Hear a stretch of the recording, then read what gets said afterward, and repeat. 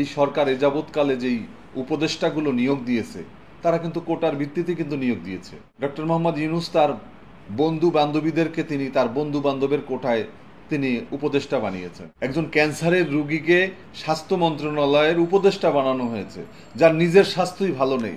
তিনি বাংলাদেশের মানুষের স্বাস্থ্য কি করবেন? বিগত ছাত্র জনতার আন্দোলনে প্রায় 2000-এরও বেশি মায়ের বুককে তারা খালি করেছে। এই রক্তস্নাত পদ্মে আমরা একটা সরকার প্রতিষ্ঠা করতে পেরেছি, অন্তর্বর্তীকালীন সরকার। এই সরকারের কাছে আমাদের প্রত্যাশা অনেক ছিল, এই সরকারের কাছে আমাদের দাবিনামা অনেক। এই সরকার দীর্ঘ 17টি বছরের জঞ্জালকে উপড়ে ফেলে একটা গণতান্ত্রিক ব্যবস্থা ফিরিয়ে দেবে, এটাই হচ্ছে আমাদের প্রত্যাশা। বিগত 100 দিনে অন্তর্বর্তীকালীন সরকারের যেই কাজগুলো করা দরকার ছিল আমরা দেখেছি, সেই কাজগুলো কিছুটা হলেও অনেকাংশে তারা তা করতে পারেনি। অন্তর্বর্তীকালীন সরকারের প্রধান ডক্টর মোহাম্মদ ইউনূস তিনি বারবার বলেন যে ফ্যাসিবাদ মুক্ত বাংলাদেশ গড়তে চান, ফ্যাসিবাদের দোসরদেরকে তিনি যে কোনো মূল্যে প্রতিহত করতে চান। কিন্তু আমরা দেখেছি যে তিনি মুখে বলেন এক, কাজে দেখি আমরা আর এক।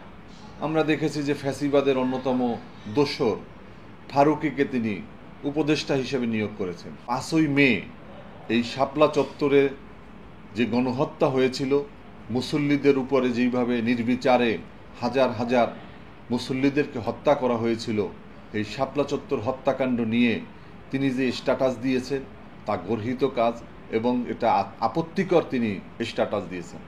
তিনি শেখ হাসিনার মায়ের সাথে থাকেন, তিনি শেখ মুজিবের স্ত্রীর চরিত্রে ভূমিকা পালন করেছেন, অভিনয় করেছেন এবং আপাদমস্তক একজন আওয়ামী দোসর এই ফারুকী। কি বিবেচনায় তাদেরকে উপদেষ্টা নিয়োগ করা হয়েছে এদেশের মানুষ জানতে চায়।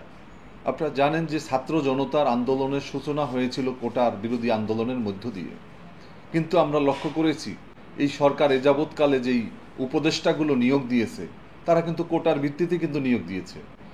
ডক্টর মোহাম্মদ ইউনূস তার বন্ধু বান্ধবীদেরকে তিনি তার বন্ধু বান্ধবের কোটায় তিনি উপদেষ্টা বানিয়েছেন।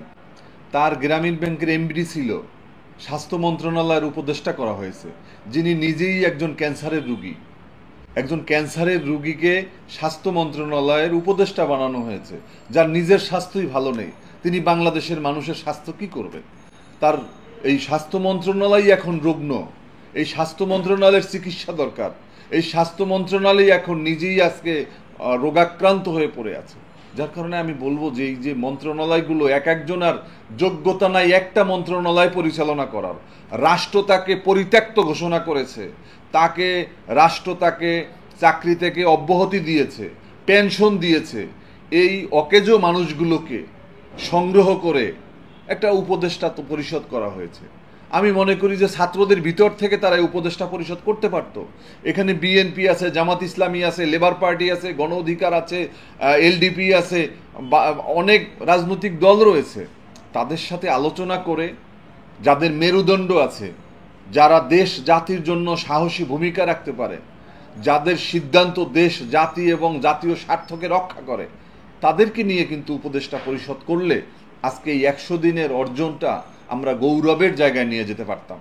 হ্যাঁ, এই সরকারের অর্জন নেই তা বলা যাবে না, অবশ্যই কিছু অর্জন তো রয়েছে। সবচেয়ে যে বড় কাজটি করেছে যে আওয়ামী লীগের বিগত 17টি বছরে যারা হায়েনার মতো আচরণ করেছে, শিক্ষাঙ্গনগুলোকে সেই অস্ত্র এবং টেন্ডারবাজি, চাঁদাবাজি, ভর্তি বাণিজ্য সহ একবারে নৈরাজ্যকর পরিস্থিতি সৃষ্টি করেছিল, দিবালোকে বিশ্বজিৎকে হত্যা করেছে, এরকম বদরুল বাহিনী বদরুল লীগে পরিণত করেছে, অসংখ্য নারীর সম্ভ্রম হারিয়েছে। এই ছাত্রলীগ জাহাঙ্গীরনগর বিশ্ববিদ্যালয়ে 101টি ধর্ষণ করে তারা ধর্ষণের সেঞ্চুরি পালন করেছে। সেই অভিশপ্ত ছাত্রলীগকে এই উপদেষ্টা পরিষদ আমরা দেখেছি নিষিদ্ধ ঘোষণা করেছে। এই জন্য তাদেরকে আমরা স্যালুট জানাই, ধন্যবাদ জানাই। যেই ভালো কাজ করবে তাদেরকে তো অবশ্যই আমরা ভালো বলবো। আমরা দেখেছি যে সরকারের আন্তরিকতাও রয়েছে কিছুটা।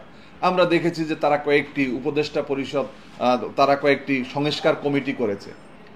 বেশ কয়েকটি সংস্কারের জন্য তারা ইতিমধ্যে আমাদেরকেও চিঠি দিয়েছে, আমরা আমাদের পরামর্শগুলো আমরা তাদেরকে দিচ্ছি।